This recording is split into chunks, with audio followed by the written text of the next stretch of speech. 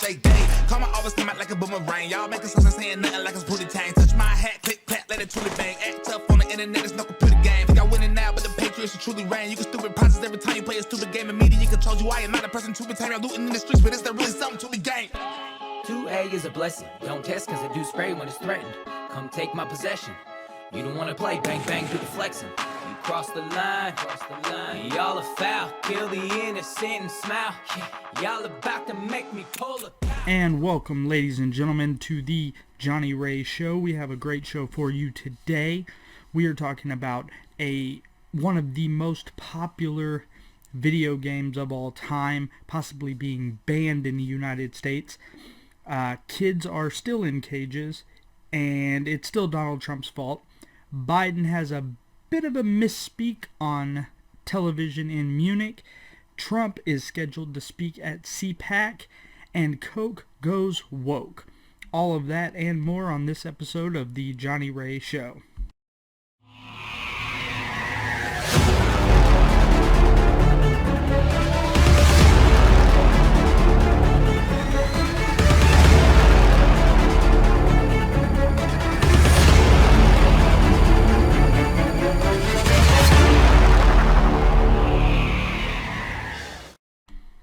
Welcome back, ladies and gentlemen, and thank you for joining me on this episode of the Johnny Ray Show. Don't forget to like, share, comment, and subscribe. We have a lot of new things going, and going forward, you do not want to miss out on the new things that we have. We do have memberships annually and monthly. We have a lot of merchandise that is on sale now. As you can see, you can order that, as well as you get a free #BestDamnPodcast t-shirt with a year annual subscription. So don't miss out on that. Make sure and subscribe, like, share, grab a membership. Let's get this year, 2021, out and running. Okay. So the first thing that we're going to talk about is one of the most popular video games of all time. It's been around for as long as I can remember, and it is potentially going to be banned in the United States because people can't get over their own stupidity. Now, lawmakers have passed or are attempting to pass a new law that could potentially ban violent video games, not only from children or young people purchasing them, but potentially anybody purchasing them in the United States, period. And the number one video game that is in the crosshairs is Grand Theft Auto. Now, Grand Theft Auto is no stranger to controversy. They have been held at the epicenter of blamed for violence since its original conception way back in, I couldn't even tell you when it came out. Long ago. So, it's no stranger to it. But the law is being brought up, and Illinois lawmaker seeks to ban Grand Theft Auto game following rising carjackings. Now, I find this completely ridiculous because, yes, Grand Theft Auto is about carjackings, but that's like blaming Madden for football injuries, or NBA 2K for people being hurt in basketball. It doesn't make any sense that just because a game involves something doesn't necessarily mean that it is at the epicenter of the reason for all be all. So Representative Marcus Evans Jr., a Democrat, has introduced a bill that would amend a pre-existing law banning video games from being purchased not only by children but young adults as well. And Grand Theft Auto is being presented as the endorsement for that particular bill, strictly because the basis of the game is in fact violent. Now, if we were going to ban Grand Theft Auto because of its violent nature, then we would have to ban a lot of games like Batman, Red Dead Redemption 2, Max Payne, Mortal Kombat, Skyrim, because they are all violent as well. As you can see in this video package that is playing right now, all of those games are in fact violent. You've got people being shot in the face, you've got people being stabbed by hatchets, you have people being trampled by horses, you've got people on Skyrim cutting people's heads off. I mean, even Batman is not immune to violence. He goes around beating people up and then running away from the police because he's not a cop. So if you want to get technical, you would have to ban almost every video game. And it doesn't just stop at first-person shooter or RPG games. You would have to ban wrestling games because their entire premise is fighting. You would have to ban MMA and UFC games because their entire premise is beating people up. You would have to ban football because you hit people. You'd have to, I guess you could get basketball and baseball and golf. You could still get those because you don't necessarily have to beat people up on those games. But it goes to the fact that if you ban one video game, you would have to ban all video games, because at the core, most video games have some sort of violence in them.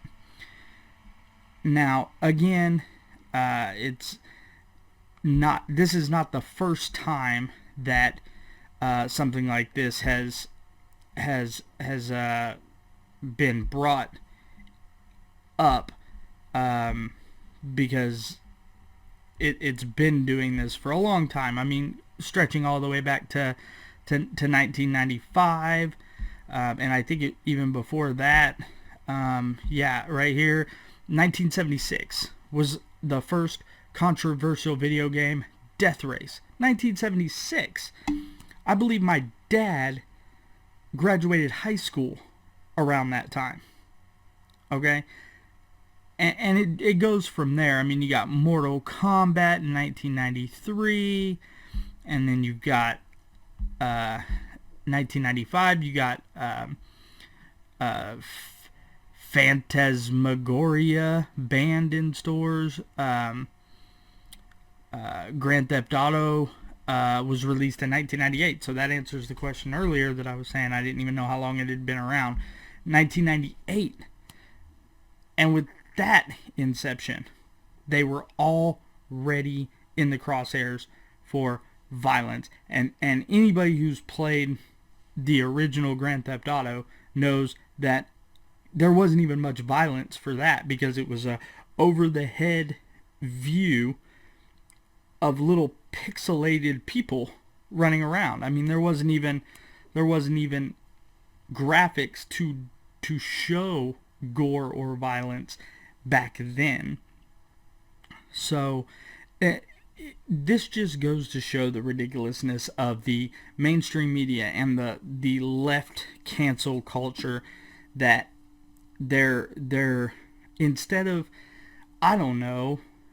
trying to pass laws and bills that are going to help the human American race, they are worried about violence in these video games.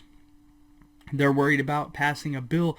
Just last week they tried introducing a bill that bans impeached presidents from being able to be buried at Arlington Cemetery. Instead of fighting for that stuff, why not pass a stimulus bill to help the economy? How about passing a bill to open up the economy and let people go back to work? I mean, it's ridiculous, and anybody who doesn't see the stupidity of the liberal Democrat hierarchy is just either plain blind or plain ignorant or both, and I'm going to assume it's the latter, both.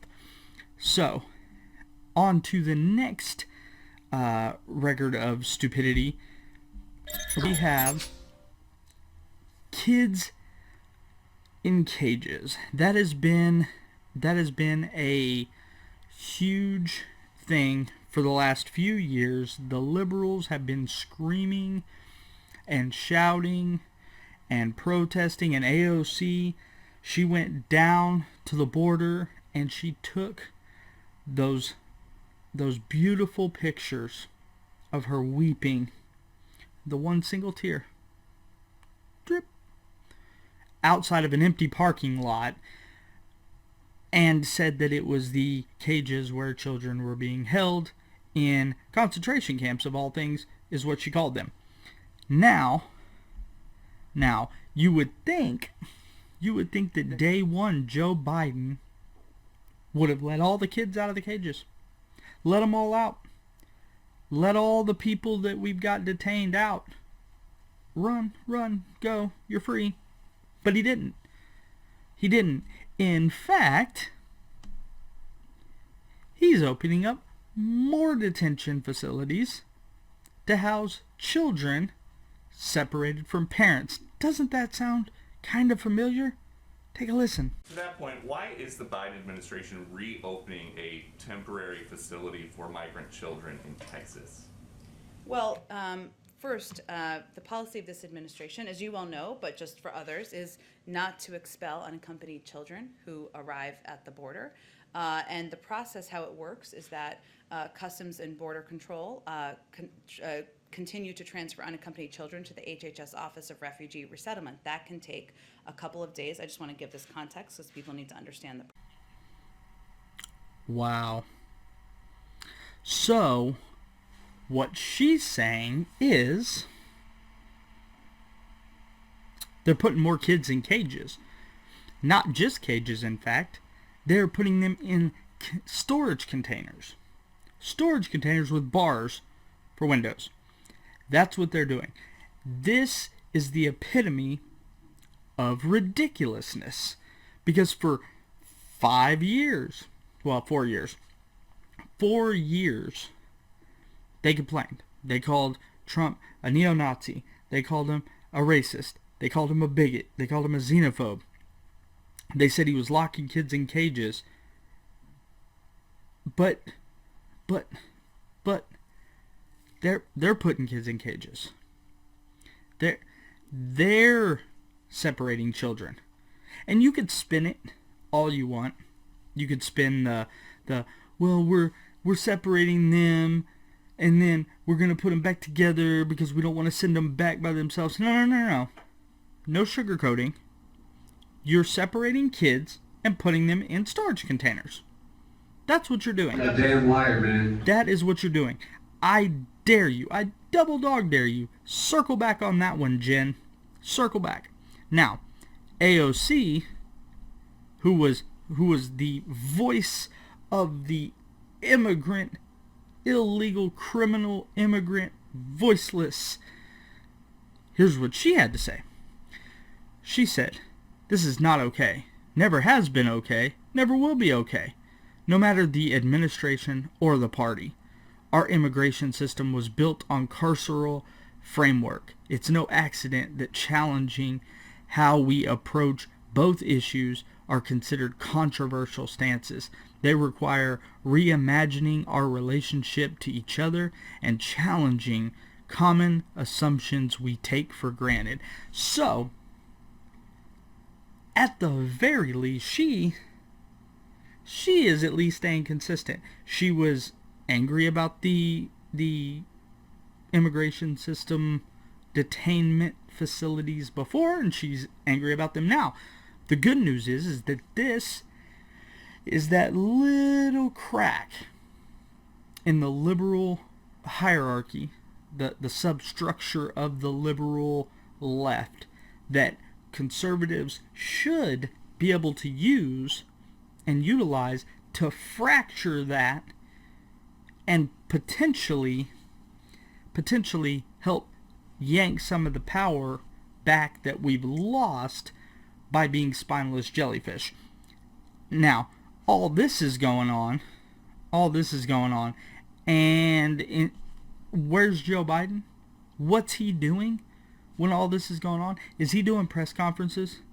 Is he doing, well, he did do a conference, and we're going to get to that in just a little bit because that's a doozy.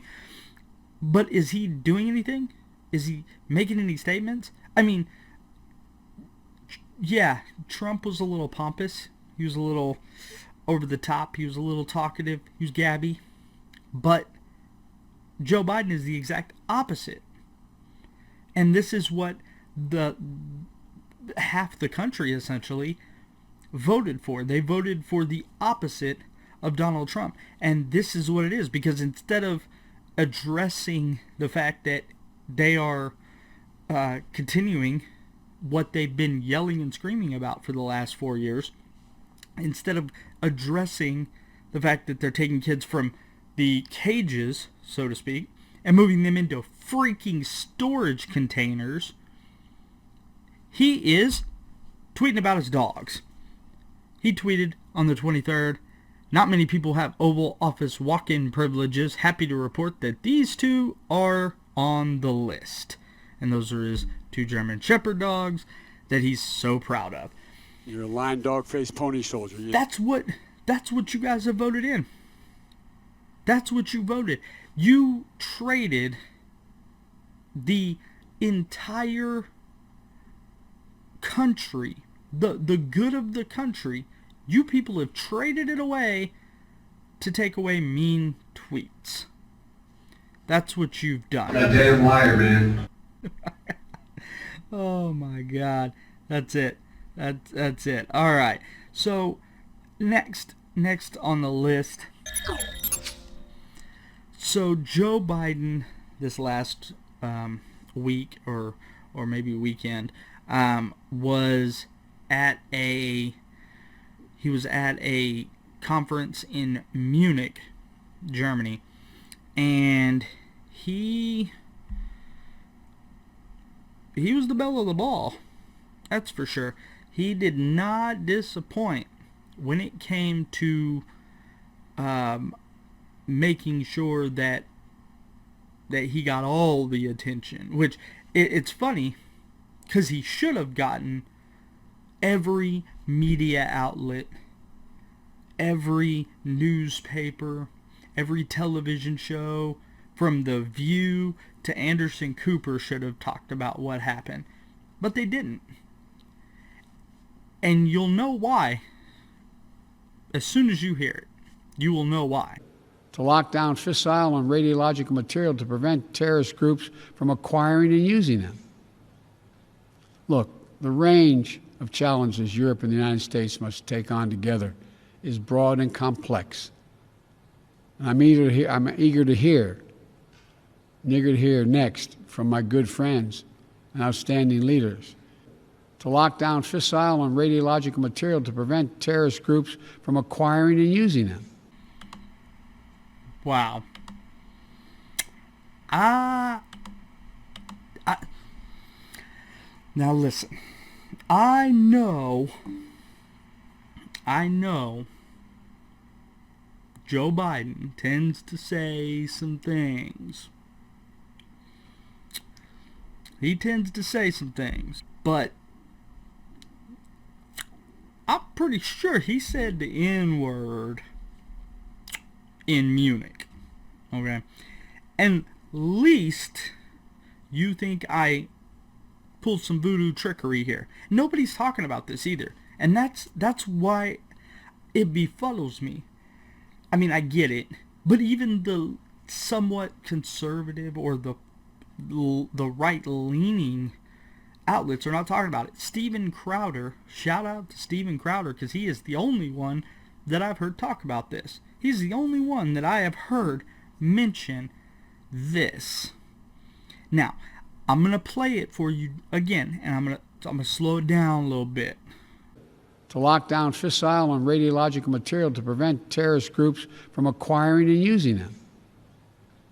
Look, the range of challenges Europe and the United States must take on together is broad and complex. And I'm eager to hear. Nigger to hear next. Nigger to hear next. Nigger to hear next. Nigger to hear next. Holy God. There's no. And I may not, this may be taken off YouTube. They may even take this off YouTube because I played it. But you cannot deny that that's what he said. And just because I know there's YouTube, you and Twitter and Facebook, I know you. So what I did is I took a screenshot of the YouTube closed captions. Even that says he said the N-word. I can't say it. And I can't even show you the word. So what I had to do is I had to edit it. Had to put a little over it. Because otherwise YouTube will take me down. They will ban me for just showing the word. But I'm going to show you that even YouTube's closed captions showed that's what he said. Nigger to hear next. Nigger to hear next. Nigger to hear next. If that ain't 100%, I don't know what is. I don't know what. And you ain't black.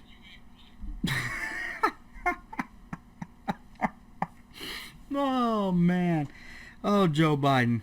He never fails at entertaining. You know, everybody said Donald Trump was the most entertaining president because he was loudmouth, he was fast-spoken, he was quick shooting, he had the quick wit, he was going. Joe Biden is twice as funny as Donald Trump is because of things like this. And what makes it the most funny is he doesn't see a problem with it. He doesn't even realize he does it. I don't understand it. No wonder the White House has turned off their comments. They've got likes turn into or dislikes turn into likes. They've turned off the comments. They don't do anything anymore. And I can understand why, because of things like this. Now, Donald Trump has made it a point, I think. He hasn't really made any appearances. I know he did do a drive-by at a kind of a MAGA rally down in Fort Lauderdale, I believe. I thought that was quite funny because he was driving through real slow. And I don't know if it was planned or if somebody did it, you know, on the spot. They just saw it and thought, man, this is a great moment. But they were playing Can't Touch This by MC Hammer in the background. It was amazing. It was funny. The funniest thing I've seen in a long time. So he's made it a point to kind of stay out of the spotlight, out of the interviews. He hasn't really spoken on anything. He did mention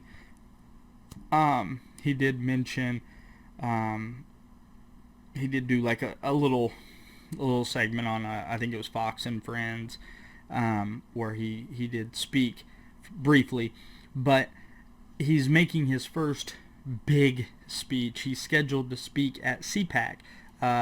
It's the 24th, 25th, 26th, something like that. It's in the next couple of days. He is scheduled to speak there. Now, it was asked of, I believe, Kevin McCarthy and Liz Cheney at a press conference on whether or not they felt as if he should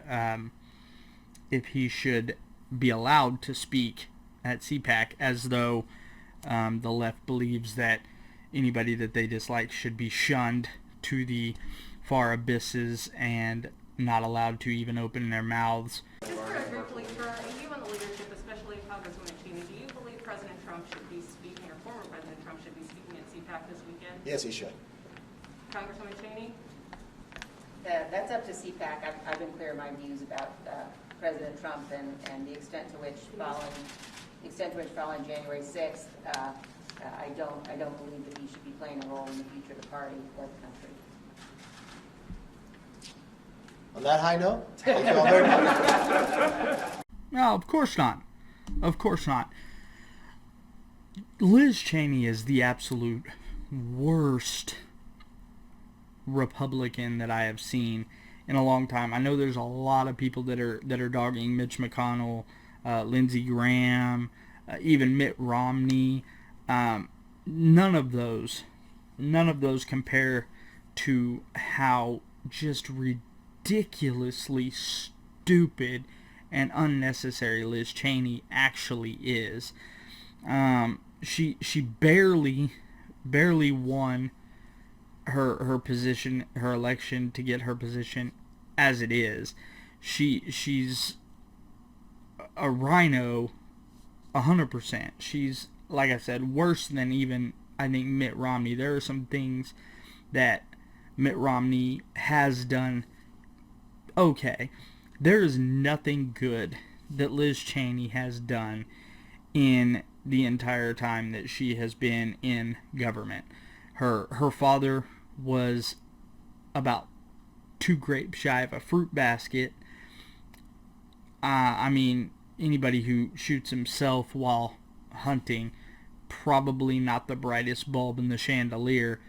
He was the vice president for probably the most ignorant, and that's saying a lot because we have Joe Biden as our president right now.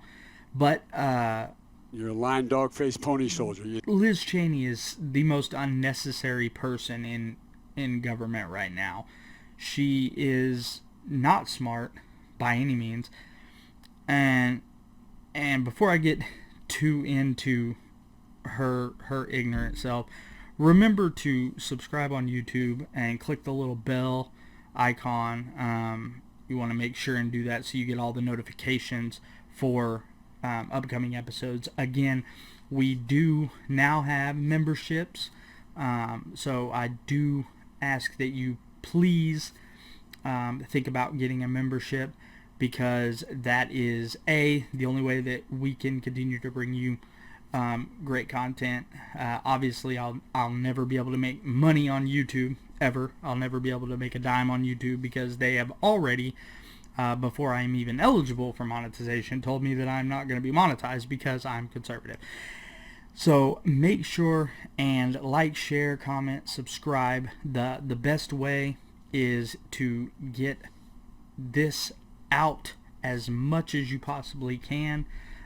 Spread it to the masses. And again, please think about considering getting a membership. You do get a free hashtag Best Damn Podcast t-shirt with a annual subscription.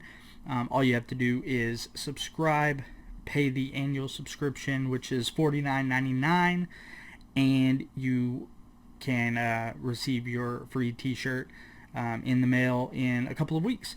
So that's always good. We also do have monthly subscriptions, so if I know in the time of COVID, a lot of people are struggling, so we do have monthly subscriptions that are reoccurring for $4.99 a month. So it's not horrible on the budget, and you get all the exclusive behind the paywall. We do have lots of things going on, lots of new content coming out all the time. So please do make sure and do that, and that way we can get everything going that we've got going. We can bring you more and more. So back to Liz Cheney. She is probably somewhere between a cockroach and Joe Biden on what her worth in government right now. She is a rhino. She has been anti-Trump the entire time since Trump decided he was going to start running. She was anti-Trump. And she did everything she could to block everything Trump did while he was president. And she is pushing forward bills that are ridiculously stupid and ludicrous, such as the bill to stop impeached presidents from being buried at Arlington Cemetery, as if anybody gives a flying crap about being buried at Arlington Cemetery. There's only 2 presidents currently buried at Arlington Cemetery. One is JFK, and the other one I think is Alexander Hamilton, or maybe John Adams is an older president, if I remember right. So I don't think that Donald Trump really cares to be buried in Arlington Cemetery. He'll probably, if anything, be buried in Mar-a-Lago. I assume that he's just petty enough to bury himself face down with his butt out of the ground so that the Democrats can all kiss his butt as they walk by during the funeral procession. So I don't think he is too worried about being buried at Arlington Cemetery, yet here the liberals are, and being led by Liz Cheney, trying to pass a bill so that he cannot be buried at Arlington Cemetery. They're passing bills trying to ban video games instead of passing stimulus bills and opening the economy. That is what she is good for. That's exactly what she's good for. Now, the last thing that I'm going to talk about is the newest woke sensation, Coca-Cola. They are in quite a bit of hot water now because they have a new training out that they are telling their employees to be less white. Yes, that's right, less white. You should be less white if you want to work at the company that makes everything white. They got vanilla Coke. They've got the clear Coke. They are the whitest pop ever. So I don't know what they're doing, but they are the whitest pop. Now, this was their title, Try to Be Less White. And this is taken specifically from a training video that was on LinkedIn up until about 5 hours ago, and they took it down because they didn't want people to think that they were racist. Go figure. So they have their employees going through this training, and we're going to go through a couple of these slides. There's only a couple that we have because, again, they deleted the video before almost anybody could even get a snag of it. This one was one, it said, in the U.S. and other Western nations, white people are socialized to feel that they are inherently superior because they are white. Research shows that by age 3 to 4, children understand that it's better to be white. Data. Hashtag facts. Yes, I can't count the amount of times that my daughter, my nine-year-old daughter, has come to me and said, "Dad, sure glad I'm white. I got my privilege." I can't count the amount of times. I can't count the amount of times that her little sister has came to me and said, hey, she's 5 years old. Hey, I got privilege. I can't count the amount of times. I can't count them. But by 3 or 4, children know that it's better to be white. Hashtag facts. Hashtag facts. I can't argue with Coke here. I can't argue with them. Now, they listed here confronting racism, understanding what it means to be white, and challenging what it means to be racist. Well, that don't sound racist at all. To be less white is to be less oppressive, be less arrogant, be less certain, be less defensive, Be less ignorant. Be more humble. Listen. Believe. Break with apathy. Break with white solidarity. Now, I find it particularly funny that in that list, almost all, and I'll pull it back up here, oppressive, arrogant, certain, defensive, ignorant, humble, apathy. Those are all things that the liberals hold. Those are all values that the liberal left, Democrat, crazy, radical left, that's all characteristics of them. I have never seen a normal, average, common sense holding white person get defensive more than a liberal white person. I've never seen it. They will be they get defensive over everything. Hashtag me too. Hashtag you too. Hashtag white knight. Hashtag white privilege. Hashtag know your role. Hashtag shut your mouth. Whatever. Liberal leftists are the most defensive group of people I've ever seen. And they come in all colors. It's not just white, I promise you. I can't wrap my brain around these companies that fall victim to this social justice agenda.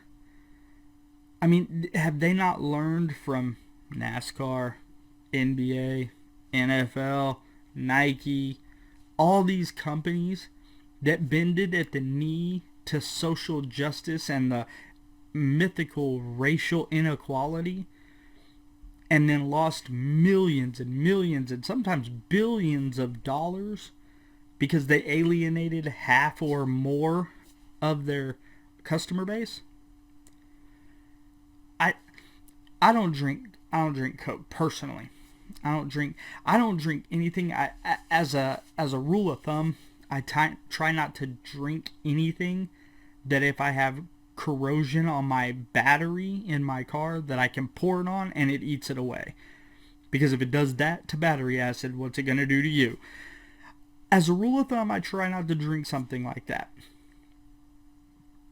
But I can tell you that even if I drank it, I wouldn't drink it now. Not because I believe in cancel culture, but because simply I don't agree with consuming, purchasing, endorsing something that I don't agree with ideologically.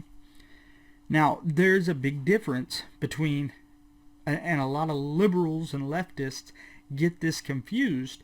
They say, well, conservatives hate cancel culture, but when it's something that they don't like, they cancel it. Like when Cuties was on Netflix and everybody said, we're dropping our Netflix, and Netflix plummeted to the ground.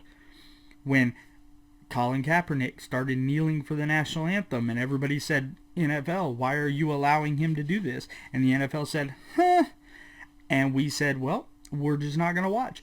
And this Super Bowl is proof in the pudding, as they say, of people taking back what they believe in with the lowest ratings of any Super Bowl in the last 50 years. They say, well, why is it you could do that and you get mad at cancel culture? Because there's a difference. Here's the difference. And I'll try and speak it real slow for you so that you can understand. I'll use tiny words if I can. Cancel culture is when somebody gets it in their head that this particular company or sport or brand or artist or celebrity doesn't fit their agenda, their narrative, so they lie, manipulate, and try and bury the name in mud of whoever it is that they dislike in an effort to ruin their business, their name, their livelihood, their family, or whatever, based on manipulation and lie. Okay? That is cancel culture. Now, what conservatives have done with Nike, NFL, NASCAR, NBA, so on and so forth, is we collectively decided NASCAR wants to social justice warrior during their NASCAR events. So I don't want to watch that. I watch NASCAR to get away from the BS and the politics and the social justice crap. So collectively we all got together and just said, we just won't watch. That's not cancel culture. That's just a group of people making a collective decision to not utilize, support, endorse, and consume products, companies, brands, celebrities, or whatever that they don't agree with ideologically. Now, the reason that they are different is because of this. Now, there are celebrities that are on the right, and there are celebrities that are on the left. Not very many on the right, but some. The vast majority are on the left. I don't like those celebrities' ideological beliefs. I don't agree with them. I think most of them are pretty stupid. And I don't really pay to hear them talk about it. I pay to hear them act in movies or see them act in movies. The difference between cancel culture with the left and not consuming a product or a brand that we don't agree with on the right is that most, and I say most because obviously I can't speak for everybody, but me and everybody I know personally on the right, I will still watch Robert De Niro in a movie.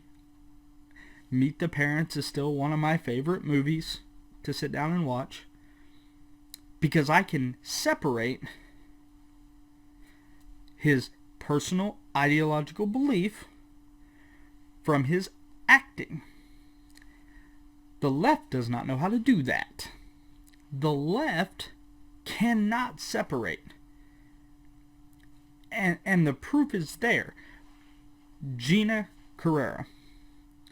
She was a star of the Netflix show Mandalorian. She was fired, canceled, ousted, and ostracized from that show for simply being conservative and making a conservative comment on Twitter. They cannot separate Gina Carrera's personal ideology and her acting. They cannot. They did it with Dean Cain. They've done it with Kate Swanson. They did it with now Gina Carrera. They've done it with... They did it for Mario Lopez until he apologized and went back. They did it for Randy Quaid. They've done it for John Voight.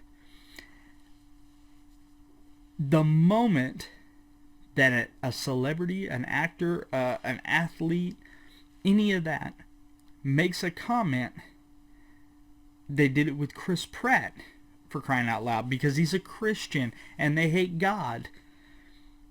They cannot separate a career from a personal ideological belief or religious belief in Chris Pratt's instance. They are incapable of it. Now, I dislike Robert De Niro. I dislike a vast majority. There's too many to mention. Will Smith, heck, Martin Lawrence, Chris Rock, Cat Williams. There's a vast majority of people on the left that are actors or actresses or celebrities of some sort, athletes, that I dislike ideologically, but I separate their career from their ideological belief, which is something that, again, the left can't do. Now, that's pretty much all the time that I have. That's pretty much all I have to talk about. Again, I appreciate you sticking with me through a lot of this crazy, hectic time. Make sure to like, share, comment, subscribe. Make sure to check me out on SoundCloud, Spotify, Apple Podcast, anywhere where audio podcasts are available. I've got a new website that's going to be up and running here pretty soon. Again, I got the merchandise available, so make sure and go over there and check that out. It's bonfire.com/store/the Johnny Ray store, and I'll have a link in the description as well. Make sure and go over there. And again, do please consider getting a membership. You get a free hashtag Best Damn Podcast t-shirt with an annual subscription.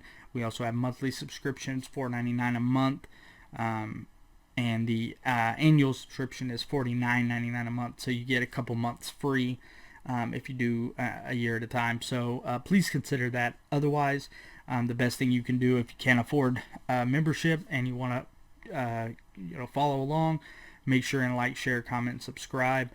Make sure and click the notification bell on YouTube. I'm also on Rumble, so go check me out over there. You can get me on all the social medias: Facebook when I'm not banned, Twitter at jray918, Instagram at the Johnny Ray Show, Facebook at the Johnny Ray Show, and like I said, share. The more this gets out, the more I can push, and the more that I can make back and be able to put back into the show for you, because I do this for you. I don't get paid to do this. I have not gotten one dime from doing this show, so I don't want you to think that I'm in it for the money, because I'm not. But the more that I do bring in, the more that I can put into the show, which is always good. That means more I can do sketches. I can do, more during the off-season times. I can do more shows to keep you guys up. I can do daily shows as opposed to 3 times a week like I'm doing now.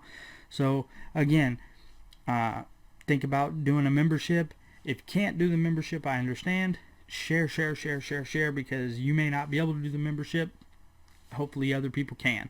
So with that, I want to say thank you, good night, and God bless.